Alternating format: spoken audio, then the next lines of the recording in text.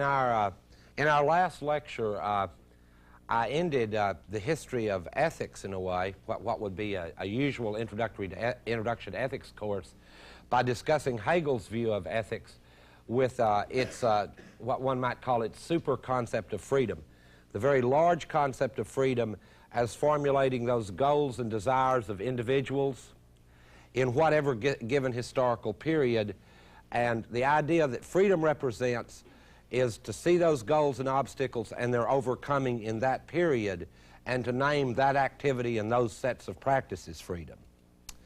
Now, that side of Hegel's philosophy, and Hegel is perhaps the most important philosopher in the 19th century, because the people that I will talk about today, at least the first two or three, react against Hegel. So Hegel's view is very important, but the Hegel I gave you the other day is a very radical Hegel, where freedom is the central notion. But there's another side to Hegel, as many of you may have suspected if you've looked at articles like Fukuyama's The End of History, something like that. There's another side of Hegel, a more conservative side, that argues that while his view remains historical, that history is, as it were, the context within which all activities, truth, and so on gets its meaning, in which human beings become what he calls spirit. The conservative Hegel, that reading of Hegel, he argues that the culmination of this long historical process is something like the Prussian state, or on an updated reading like Fukuyama's, and this is one that I think it perfectly fits what George Bush means by the New World Order. It means that history proper is at an end. This is a very strange notion, because we still, I think, to some extent, think historically. History proper is at an end because the human race has found the right ideas, namely liberal democracy, by which we mean the televised pseudo-state, to try to speak, and VCRs. Once you have an economy that produces VCRs and stuff, and a pseudo-state that gives you the satisfaction of lording it over the rest of the planet with a social system that doesn't work, history's reached its end, and there are no more battles over big ideas. That's the point.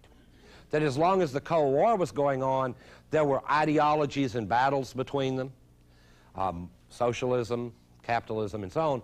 But with the end of the Cold War, this is the updated version of Hegel's argument. Well, now that's interesting already, because it needed to be updated. See, since Hegel thought it was over in the 19th century, this more recent article argues that history ended in the 20th century, only to have the Gulf War come along. And if there's one sure sign in Hegel's philosophy that history isn't over, of course it's a war, because they're embodied people in struggle with different views about what freedom is and how to live. So now there'll have to be another update about it being over. So I'm very skeptical about that claim, and also the conservative Hegel, for other reasons, would not be my favorite. In any case, reacting to the philosophy of Hegel were a whole set of intellectuals, and he has an ambiguous legacy. There were right-wing Hegelians and left-wing Hegelians. In fact, one of the origins of right-wing, left-wing was not simply where people sat in a French theater, although that's another origin of the word. One has to do with these two schools of readings of Hegel. The right-wing Hegelians took Hegel to be fundamentally right, and their only task was to apply his method of investigation to subject after subject. In other words, just investigate the Prussian state, spell out explicitly what he hadn't quite said enough of, said enough about. The other school of Hegelians were the left-wing Hegelians, one of whom later became very famous, and he will be the first person I'll discuss today as we move beyond what I consider to be rather narrow ethical concerns. While the problems we discussed in the last few lectures I consider important, they are much narrower concerns than the best kind of social arrangements within which human beings can realize their character and so on. And those lead to a whole larger set of issues. So those are the ones we'll discuss today. Those are the ones that were raised by Hegel under the word freedom. And as I say, the most famous left-wing Hegelian to take up the challenge of giving a richer concept of freedom, I've already mentioned, was Karl Marx. Marx's name, of course, is not used much anymore. You know, I mean, this is supposed to be what happened in the last 15 years, is that definitively his view of the world has been refuted, and so on. And I would like to warn against these relatively premature judgments, especially in the long scope of history. After all, communism is an ideology. In the Soviet Union, the first communist state, began in 1917, and it is hardly a long historical run to go from 1917 to 1989 and to win hearts and minds in 2/3 of the world, and then and be over like that. That is the kind of historical view a culture might have if that culture's view of history was based on mini-series, because then you could go, well, that was kind of like a mini-series in this longer story. But as a matter of just historical fact, the text of Marx is a classic text. William Bennett agrees it's a classic. It's in the great books, so there you go. It's a classic, okay? No more argument needed, right? Bennett, you know, Bush's Hash's man, says it's a classic, so it's a classic.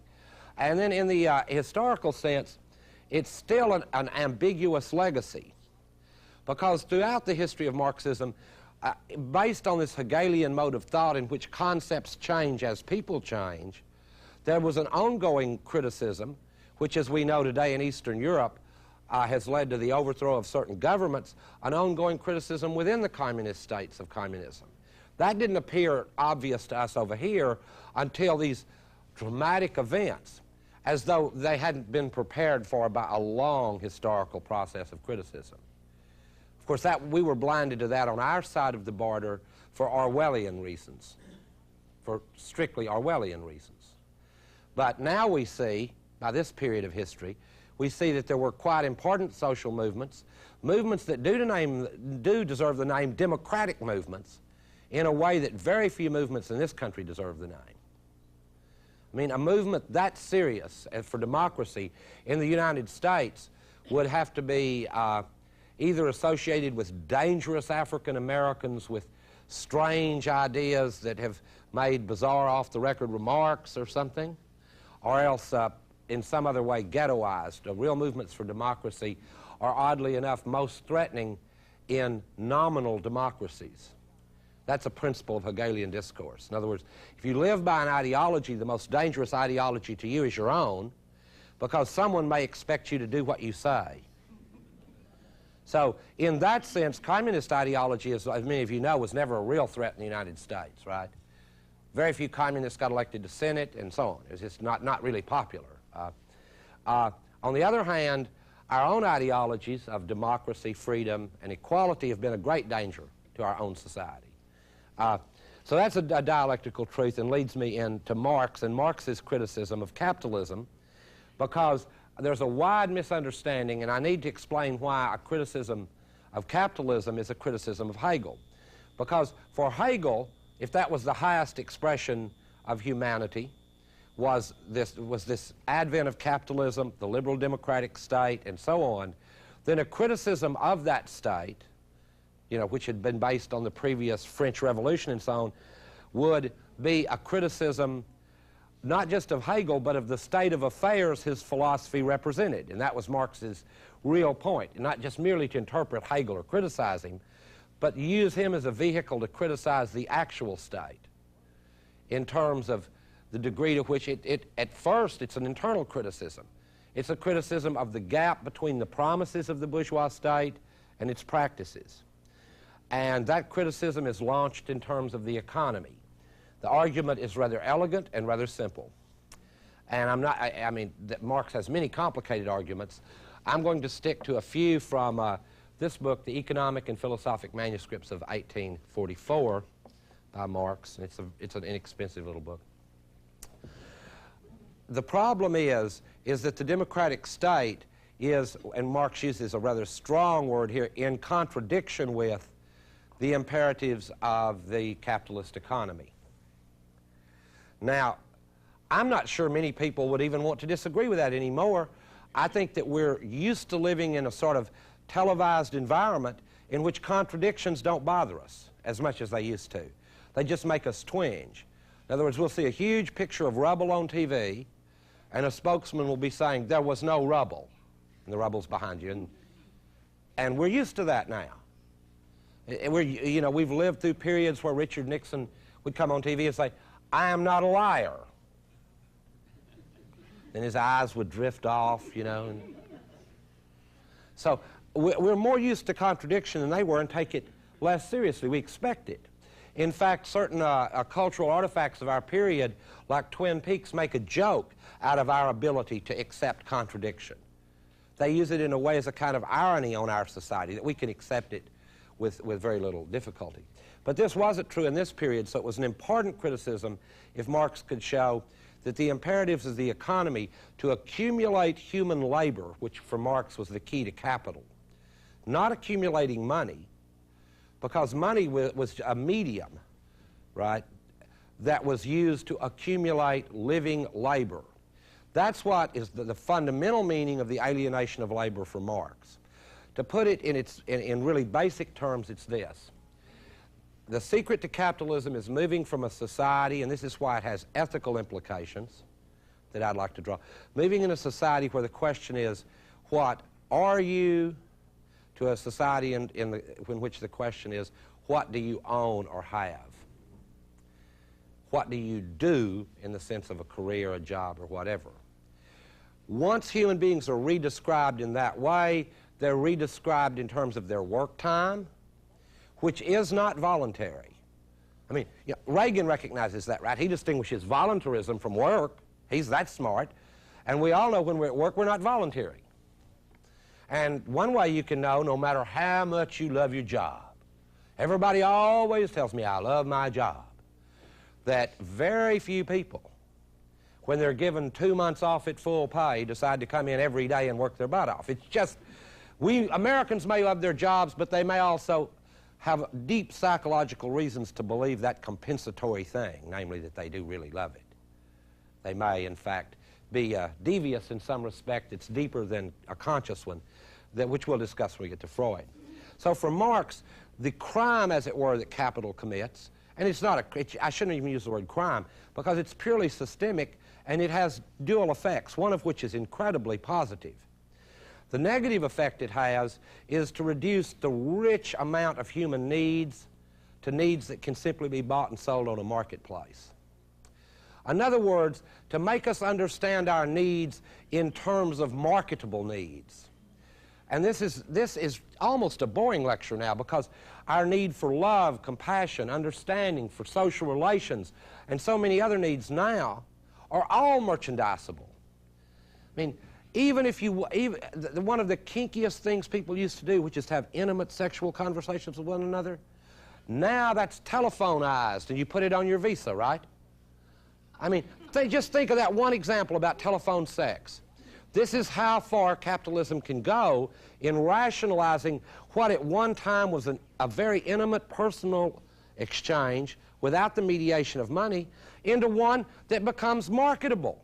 So if you're watching USA on television late at night, which I sometimes do, it's got all those stupid B movies on it, then here come on a whole stream of lovely young men and women saying, call me up.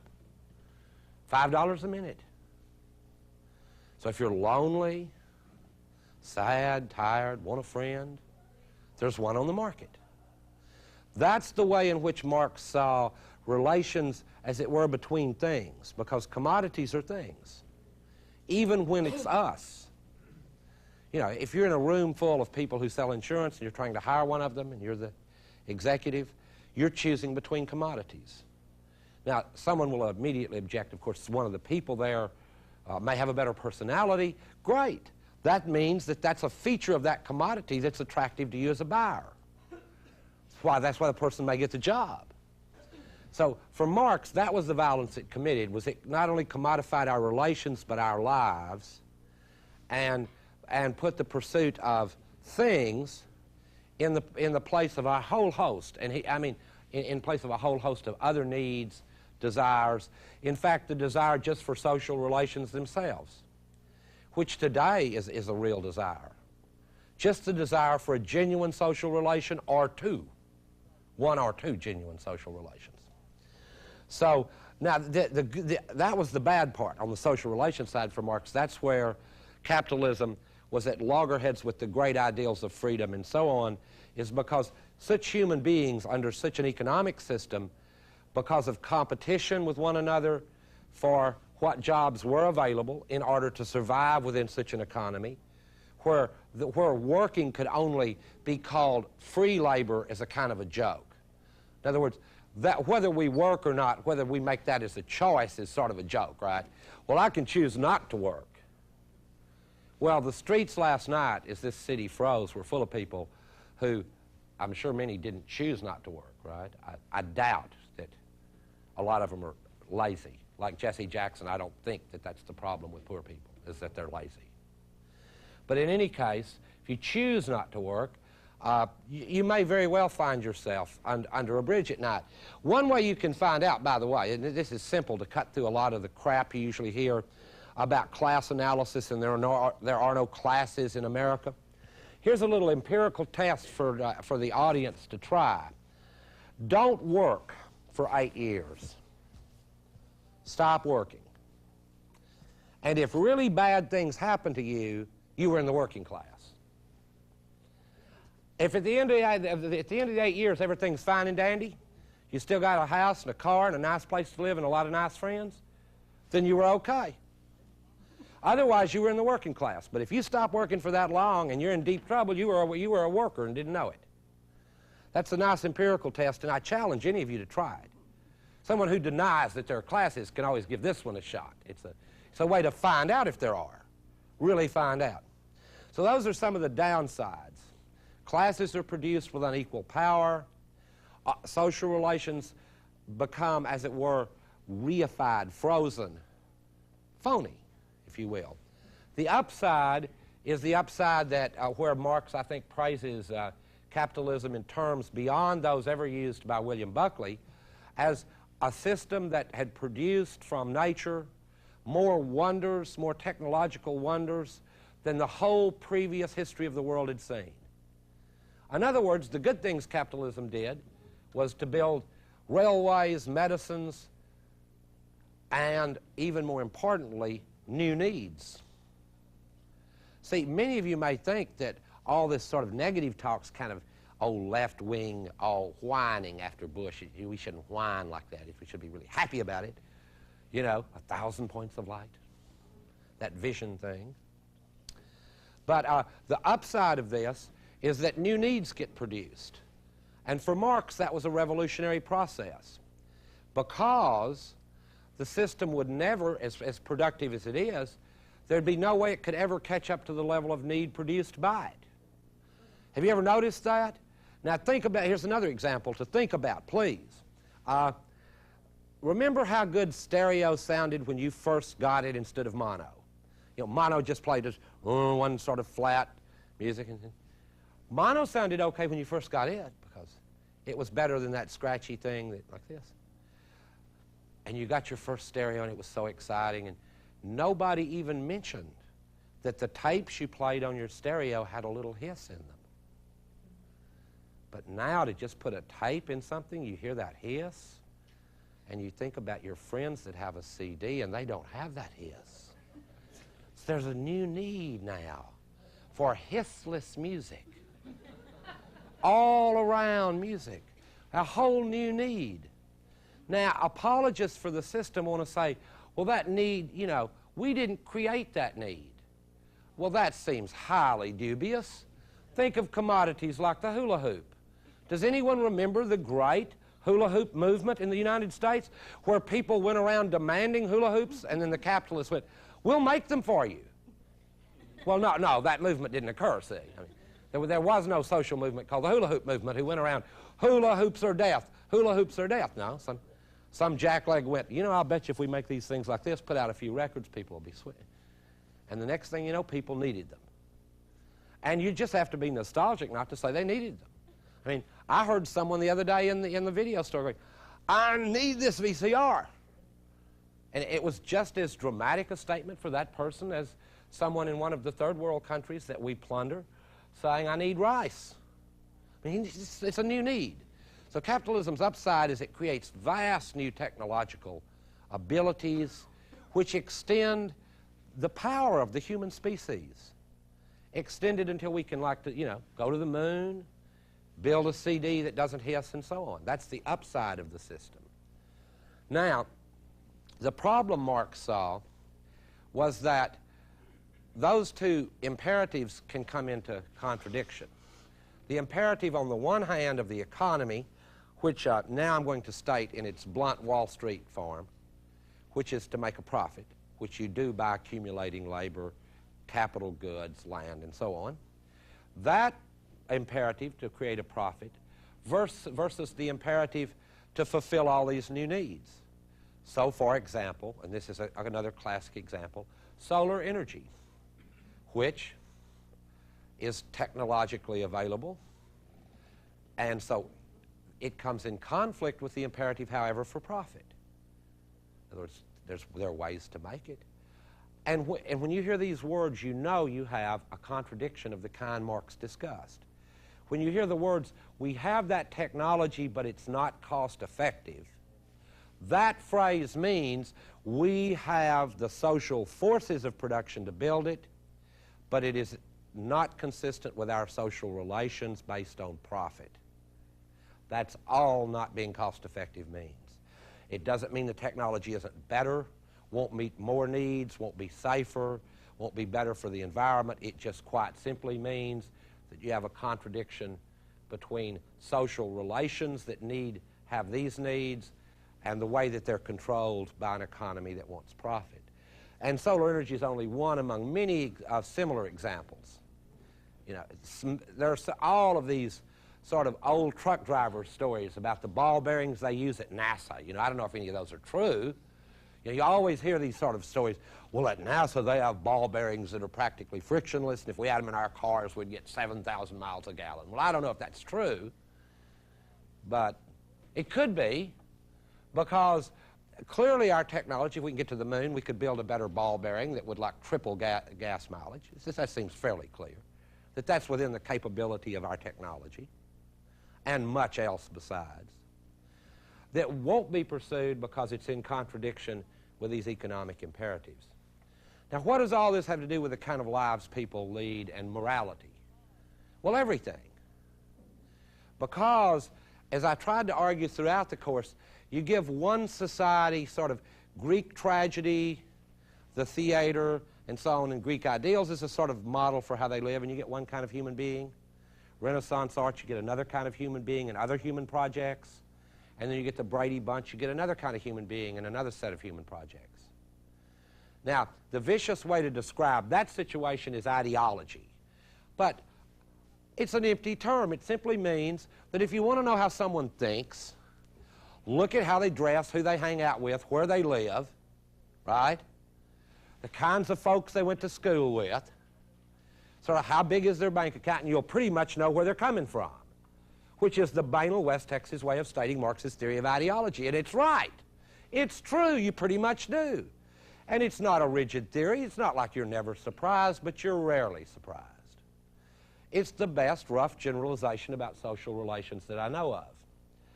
And it's supposed to remind us that moral dilemmas of the kind I discussed last time, which now I'm going to distance myself from by calling them merely philosophical dilemmas, have to be understood, and this is the point I want to draw from Marx today, in terms of being different for different classes. In other words, depending on what social situation you come out of, a moral dilemma may be quite different. The moral dilemma about whether to steal, an extra $25,000 on your tax return is a different kind of moral dilemma than the moral dilemma about whether you're going to rob a 7-Eleven to have enough food for the next month. And you'd have to be a moral imbecile not to see that there are important differences, right, between those decisions. They may both be decisions concerning theft, but they're important moral differences based on those decisions simply by virtue of something that to us today seems, I think, slightly unfair: circumstance. I mean, in our country, it's really horrible to say this, but to call someone poor is not an insult. You haven't said anything about them. You've talked about their circumstances. It's a wonderful line in a play by Tennessee Williams where Deborah Carr and her old father, who's the poet, the play is Night of the Iguana. I think some of you may have seen it. She and her father come up and they go, yes, we're poor. And he goes, well, you say it as though you're proud of it. She goes, I'm neither proud nor ashamed. It's not what we are, it's just what has happened to us. It's really a hard way to think in our country, because one way we allow ourselves, and now I'm going to stray from Marx for a moment because I just use his text. I don't really care if it's right, because I think that to the extent we get something out of books, what we want to get is something out of them that we can use.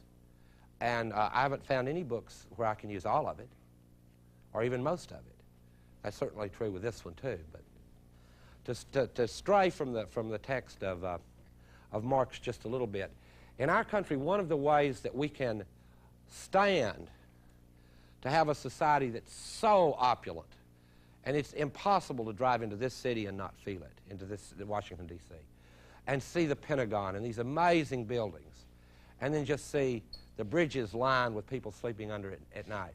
How do we accept it as people who think that we're still human? How do we accept it and begin even cynically to accept it? Well, part of the reason for that, at least part of the reason, is that at some level we must believe, and this now back to this freedom thing again, that it was their own sort of choices that got them there. So they're sort of, in some sense, to blame for being there. Now, I'll admit that no one ever quite spells it out that clearly. But in political discourse in our country, the implication is fairly clear. The implication was there, and we accepted it for years, when Ronald Reagan used to hold up the want ads in front of TV and went, well, they don't have to be there, look. Yeah. Have you ever looked at the want ads and what's on it? You know? They're like 14 jobs if you want in this dial-a-porn business. Okay, there's a job for you. 28 or 9 jobs at McDonald's, and for the rest of them you have to be able to read. That puts a lot of people under bridges already, right, at night. So a notion of freedom and a society that can become so callous to the minimal demands of what Marx called human requirements. Human requirements. It's not utopian to demand human requirements. That's the standard objection to any time you use the word Marx. So that's why I'm sort of getting away from it now. It must be utopian. No, it's not utopian to demand in a world with this kind of technology, with that as a moral demand of society, feed, clothe, and house its people.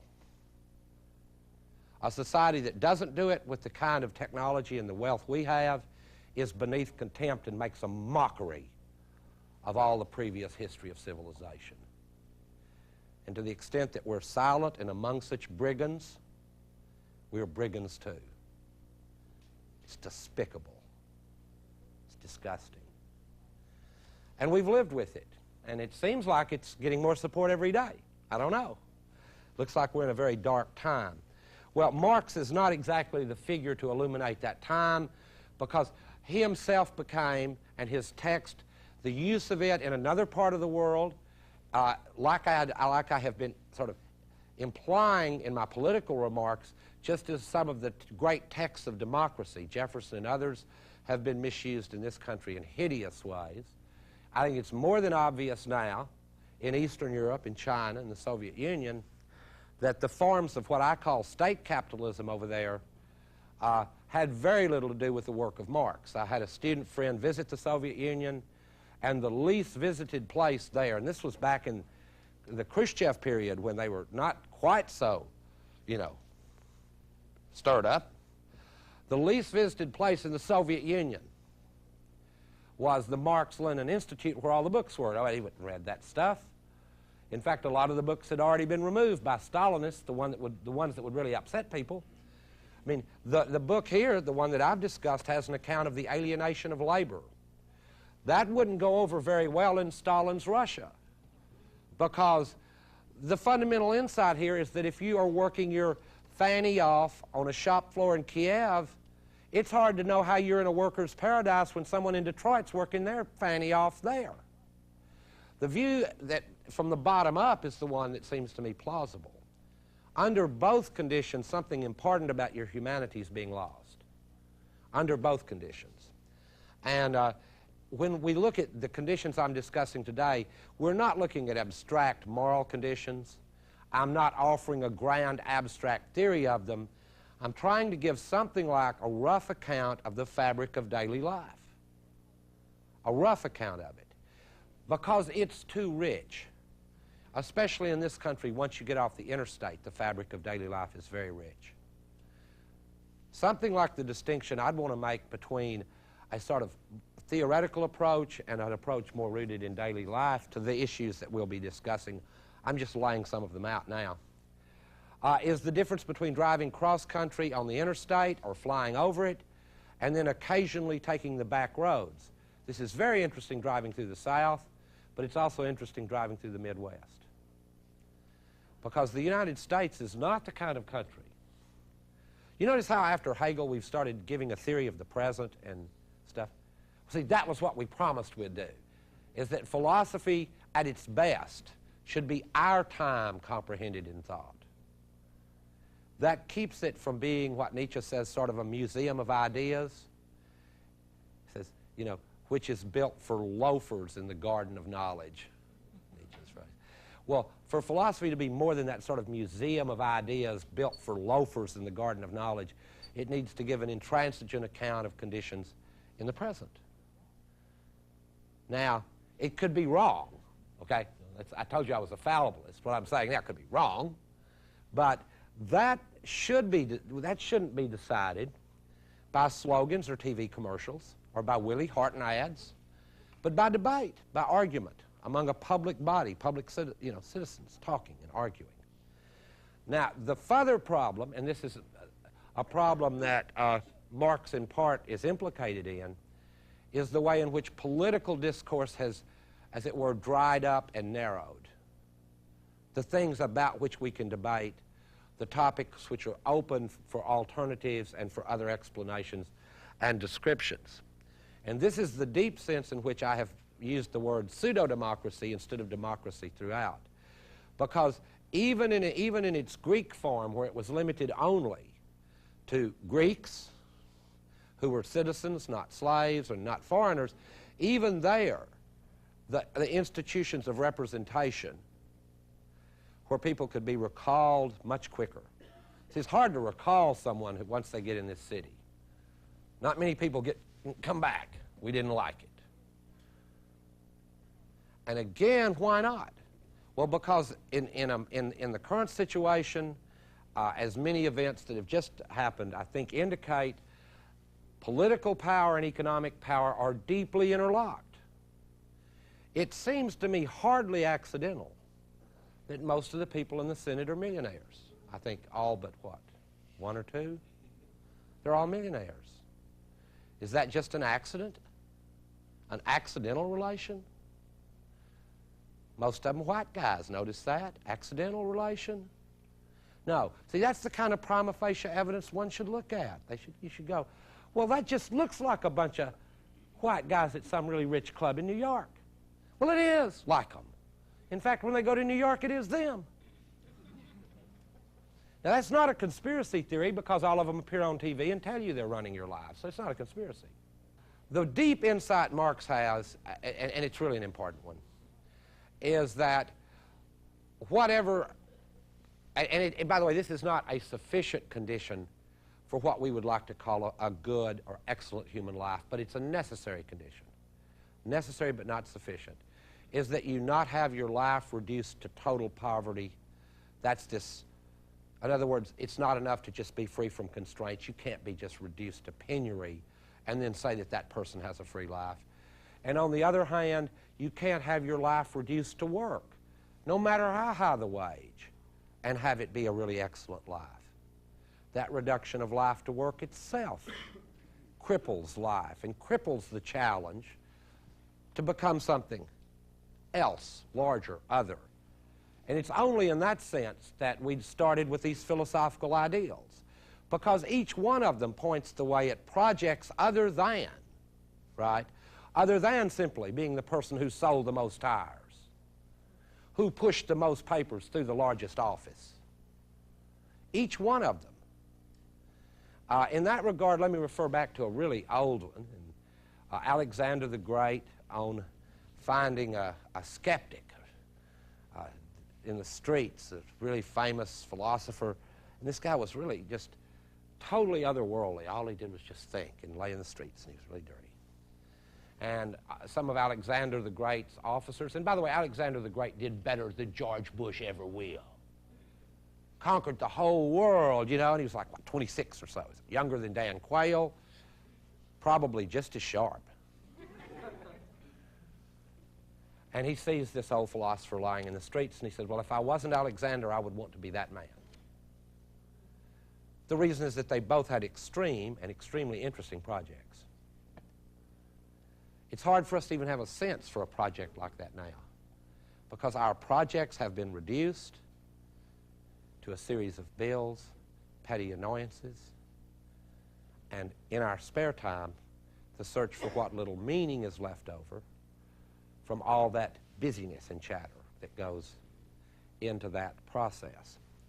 Now, this is not, I mean, I'm aiming it at this audience because we're here. So please don't get confused. I'm not a foreign agent. I don't know a government in the world where I couldn't say similar things, and in most governments, some worse. Now, I don't want any complacency about my lecture or that to be viewed as me pulling back from what I've said, because it is no argument, and it never has been, to say our tribe is a little better than everybody else's, so that's fine. You know why that's no argument, don't you? Well, if you're among tribes of savages and you only lop off 20,000 heads a year as opposed to 19, that's no lopping off heads argument. Even if you are the greatest tribe in the world, a claim that we believe a priori true. In any case, now to try to summarize these sort of far-ranging and sort of nasty anti-Republican polemics here, or whatever, left-wing talk, what I've been trying to fill out today for you is a richer notion of freedom in which we recognize that before moral problems really come up in the philosophical sense, before they really come up, there are conditions for human life that have to be fulfilled, which I call necessary human requirements. They're not sufficient to live a good life, but they're necessary. Among them are food, shelter, ordinary health care. Real exciting, huh? See, that's not as much fun as Kant, but they're real important, because without that, it's hard to follow the categorical imperative. You know, it's easier to follow a ham sandwich without that. So that's a necessary but not a sufficient condition for a good life. It's also, and this is a more radical claim, it's also a necessary but not a sufficient condition that one have the freedom in one's life to pursue other goals than work. And in a strong sense, I'm not talking now about getting a hobby, but a life not reduced to work. Not reduced to work. A life where when you go to a cocktail party and they don't go, what are you? They go, what do you do? And you don't have to answer with your job description, which is another way of asking, who are you in a metaphysical sense, right? That accounts for a lot of the Phil Donahue shows. Women show up and are embarrassed to go, I'm a home worker. I work at home. Why would that be a problem? Well, in a capitalist economy, it's a terrible problem, and here's why. Because housework is unwaged.